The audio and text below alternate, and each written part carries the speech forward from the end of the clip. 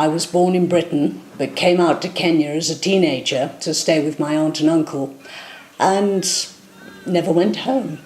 I found a wonderful man whom I married, and so we've been farming wheat and barley mainly. But as happens on all farms, animals were brought in, sick ones, orphaned ones, ones with damage, and my husband and I would rear them and release them back into the wild.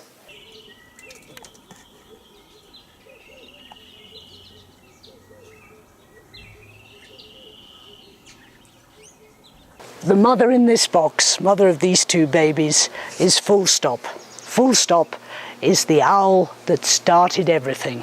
The very first owl that came in.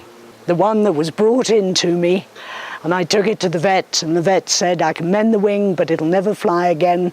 So either I put it down, or you build an owlry. And my husband and I said, we're building. And when we took it back to the vet to have the pin taken out of the wing, the vet said, oh, by the way, I have another owl that I can't release. Would you mind taking it on? And then a few months later, a spotted eagle owl is brought in, which had been hit by a car, and it's just grown like that from there.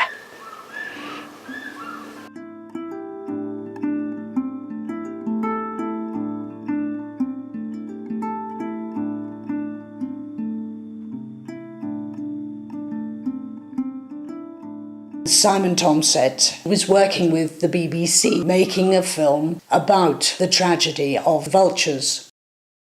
The other cameramen filmed this mother vulture and her young baby just flying along the edge of the cliff, and suddenly a big black Vero's eagle came out of nowhere and attacked the baby, grabbed it, and they spiraled down to the ground where the bird threw it onto this scree and broke its wing. Simon abseiled down the cliff and managed to rescue the bird, strapped him up, contacted me, said, Sarah, get yourself down to Nairobi as soon as possible. And I took it to the vet, who managed to pin the wing. And so Gollum is in our backyard. He's our guard vulture. He's quite a character. Hey, such a daft bird.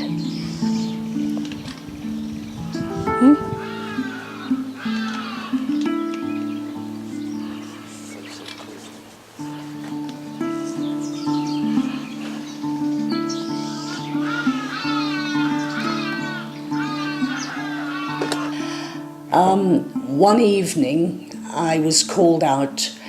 There was a Kenya Wildlife Service man at my gate, and he'd got this secretary bird under his arm. The leg was already dying. There wasn't anything we could do. So Simon, who's very handy at this sort of thing, made it a false leg out of a bit of bamboo. And she was hot stuff on that leg, I tell you. And there was one lovely moment when Gollum, the vulture, had his head poked through a gate. And she saw him and she marched up to him. And they've got a funny croak, and she was using the croak, telling him to go away. And he ignored her. Big mistake. She marched straight up to him and kicked him in the face. He never made that mistake again.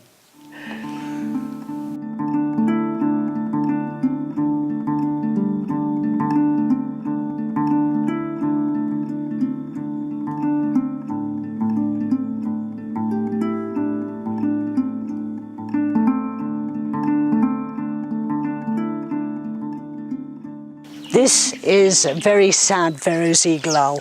We've called him Monty after the Count of Monte Cristo because we think somebody had him in a cage, because the sort of problems he has with his feet can only have happened if someone had been keeping him, and keeping him badly, in a cage. And he has two horrific feet. He was found on the ground, and I think the only way to describe him was desiccated. He was so starved. I don't know how he was still alive, to be honest.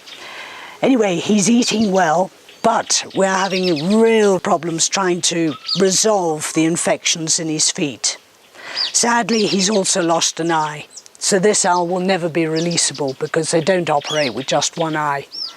But if we can just get his feet right, then he will have a chance. But he will never be released. He would have to stay here. But we'd have to be sure that he has quality of life. If he has no quality of life, then the only kind thing to do is to put him down, which is going to be very difficult because we've had him for some months and he's a sweet person. He really is. But you've got to think of the bird, not of your heart. You've got to do the right thing for the bird. Hey, Monty? Yes, life's not fun at the moment, is it? Not at all.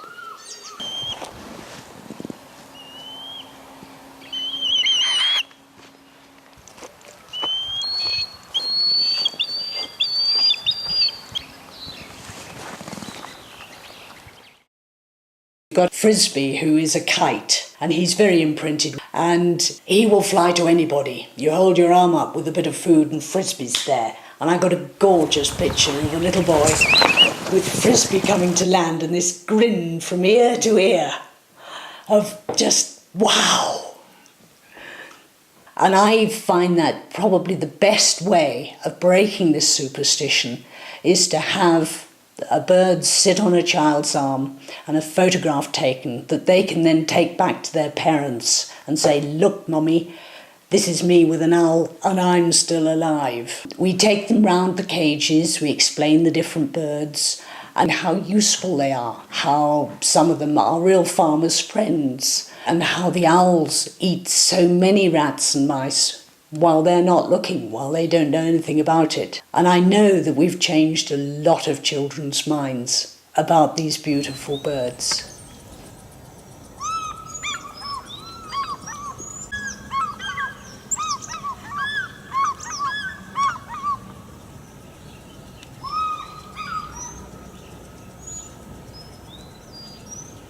More and more people are coming here. They want to learn about the birds. They never have the chance to actually see a bird of prey close up, because often it's just a black bird in the sky which is going to eat your chickens. Your crested eagle doesn't like chickens, but he loves mice, so he's your friend. Your auger buzzard absolutely adores a nice mole rat, which you don't want eating the roots of your crop. He's your friend.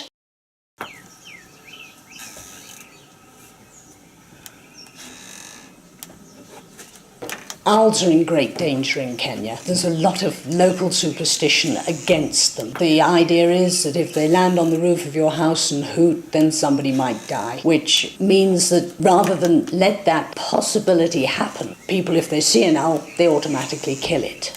And this is such a shame, because your owls are the most wonderful, silent rat disposal unit there is in the world. God-given gift.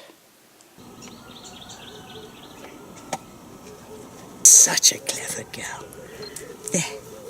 Yes, you are. You're a very, very good girl. Yes. There you are. And a little gentle